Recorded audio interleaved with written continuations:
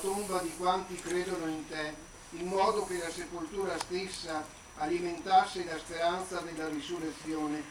Benedici questa tomba e concedi benigno che il tuo fedele Walter dorma in pace in questo sepolcro e vi riposi fino a quando tu, che sei la risurrezione e la vita, risuscitandolo, farai risplendere su di lui la tua luce e nello splendore del tuo volto potrà contemplare l'eterna gloria del cielo, tu che vivi e regni nei secoli dei secoli. Amen.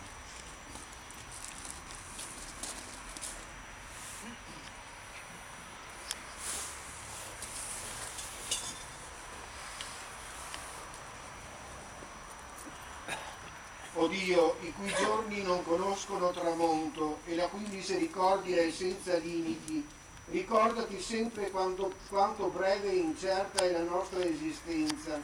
Il tuo Santo Spirito ci guidi nella santità e nella giustizia attraverso questo mondo in tutti i giorni della nostra vita, perché dopo averti servito qui in terra, in comunione con la tua Chiesa, sorretti da una salda fede, confortati da una santa speranza, uniti nel vincolo di una perfetta carità, insieme con tutti gli uomini possiamo giungere felicemente nel tuo regno, per Cristo nostro Signore. Amen. L'eterno riposo dona al mio Signore, e splenda a lui la luce perpetua, riposo in pace. Amen.